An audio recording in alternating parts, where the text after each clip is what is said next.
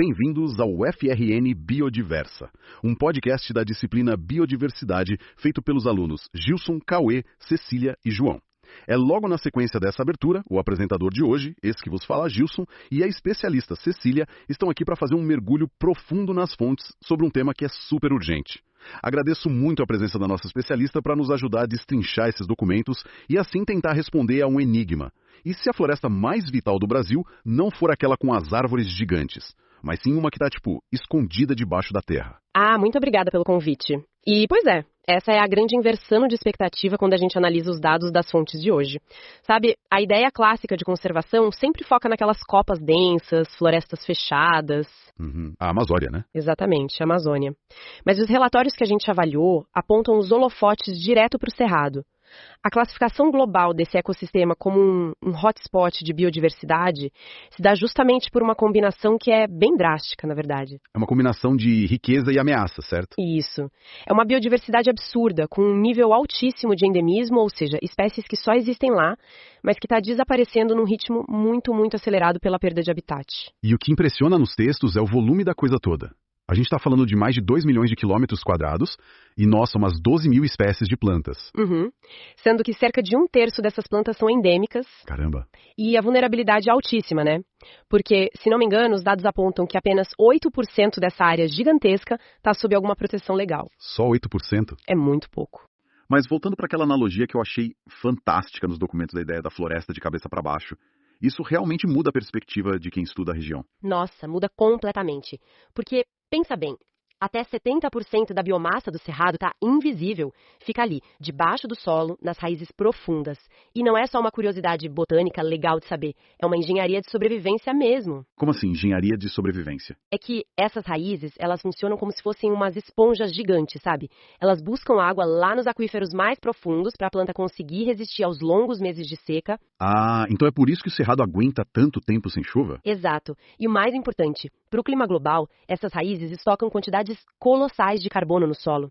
É um verdadeiro cofre de carbono. E é aí que a situação fica bem alarmante, se a gente pensar no avanço da destruição. Porque se a maior parte dessa biomassa, desse carbono, está no subsolo, quando a fronteira agrícola avança para, sei lá, plantar soja ou abrir pasto para o gado, não se está apenas cortando meia dúzia de árvores retorcidas. O processo de arar a terra, de limpar o terreno, literalmente arranca esse cofre de carbono do ecossistema, não é? É a matemática da destruição, infelizmente. E os dados mostram bem isso. O desmatamento, quando revolve esse solo, ele libera todo aquele carbono que estava ali guardadinho por séculos. Nossa. O relatório mostra que até o ano de 2010, 47% do bioma já tinha sido convertido. 47%, quase a metade. Metade do cerrado virou pasto em monocultura. É muita coisa. Muita coisa, principalmente para soja, pecuária, cana-de-açúcar. E o resultado direto disso, as emissões de gases de efeito estufa no cerrado agora chegam a superar a perda florestal da própria Amazônia. Superam a Amazônia? Sim, em termos de liberação pela destruição desse estoque subterrâneo, os números são assustadores. E ainda tem um agravante pesado, que é o impacto hídrico. A questão da água, claro. Isso. A irrigação exaustiva que o agronegócio usa, junto com a poluição química severa por causa dos agrotóxicos, está gerando uma crise hídrica sem precedentes. Porque, vale lembrar, o cerrado alimenta o Pantanal e os principais afluentes do rio Amazonas. Está tudo conectado. Se seca o cerrado, seca o resto. Mas, olha, tem um detalhe nos relatórios que é sobre o uso do fogo que parece meio contraditório à primeira vista. A questão das queimadas. Isso, porque sempre se ensina nas aulas de biologia que a vegetação do cerrado é naturalmente adaptada ao fogo, né? Aquelas cascas grossas, os bulbos resistentes, as sementes às vezes até precisam do fogo para germinar. Então, se a própria natureza exige isso, por que as queimadas viraram as grandes vilãs da história nos dias de hoje? É uma ótima pergunta. A questão, na verdade, não é o fogo em si, mas a frequência imposta por essa ação humana. O ritmo da coisa, então? Exato. O bioma, ele evoluiu com um ciclo de queimadas naturais, geralmente causadas por raios, que acontecia em média, assim, a cada 16 anos. 16 anos? Dá bastante tempo para a vegetação respirar. Dava tempo de sobra para tudo se recuperar. Só que a ação humana simplesmente espremeu essa linha do tempo. Hoje em dia, o fogo ocorre, a cada 1 ou 2 anos. Caramba! De 16 para 1 ano? Pois é. E esse ritmo alucinante simplesmente fita a regeneração das árvores jovens. Elas até têm adaptação, mas não dá tempo de crescerem o suficiente para resistir ao próximo incêndio. E isso acaba abrindo espaço para plantas invasoras, né? O texto cita bastante isso, que gramíneas exóticas acabam tomando conta dessas áreas que foram devastadas e elas viram um combustível perfeito para o próximo fogo. Exatamente. O capim exótico seca muito rápido na estiagem. Então ele queima muito mais quente e cria um ciclo vicioso mortal. Transforma o que era uma ferramenta natural de renovação em pura devastação. Um ciclo que vai se retroalimentando. Diante disso tudo, de tanta degradação, a pergunta que fica é: como reverter um cenário tão caótico? A parte mais construtiva e até pragmática dessa análise das fontes é que a gente entende que a conservação não exige paralisar a economia do país.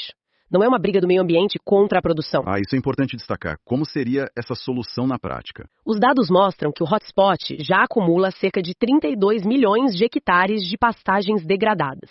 É muita terra já desmatada, que está lá, subutilizada, perdendo produtividade. Ou seja, já foi aberta, já estragou o solo e agora não produz quase nada. Isso.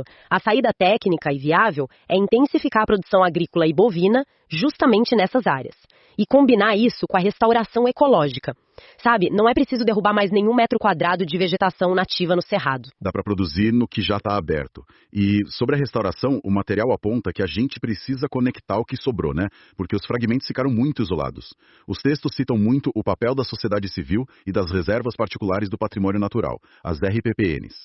As RPPNs são fundamentais. Porque não é apenas criar áreas isoladas e cercar. Na prática, essas reservas funcionam como corredores ecológicos. Em vez de ilhas onde a fauna e a flora acabam morrendo aos poucos por falta de espaço e de troca genética, essas propriedades privadas constroem pontes, sabe? Permitindo que a vida circule pelo bioma. A conectividade é o segredo. E a engrenagem final para essa solução funcionar no longo prazo é conseguir manter a floresta em pé de uma forma que seja lucrativa. As fontes destacam muito o papel das comunidades tradicionais. Sim. As quebradeiras de Coco-Babaçu, por exemplo. Perfeito. As quebradeiras são um exemplo incrível. Elas não apenas protegem a terra contra o desmatamento, mas elas extraem os recursos de uma forma totalmente sustentável, elas agregam valor aos produtos locais. É um modelo de negócio mesmo. Com certeza. Fortalecer essas cadeias produtivas prova, com dados econômicos, que preservar o ecossistema é, na verdade, um modelo rentável, valoriza o bioma e mantém o carbono no chão. É uma engenharia complexa, sem dúvida. Mas os caminhos e as medidas de mitigação existem e são viáveis. Bom, nosso tempo está acabando. Agradecemos imensamente a quem escuta este programa por acompanhar mais essa análise detalhada sobre um tema tão rico. Eu que agradeço o espaço. A conservação real, como a gente viu, começa com essa compreensão mais profunda de como os sistemas funcionam e das alternativas práticas para protegê-los. Muito obrigada a todos os ouvintes. E, para encerrar, deixe uma reflexão final que extrapola um pouco os nossos dados de hoje.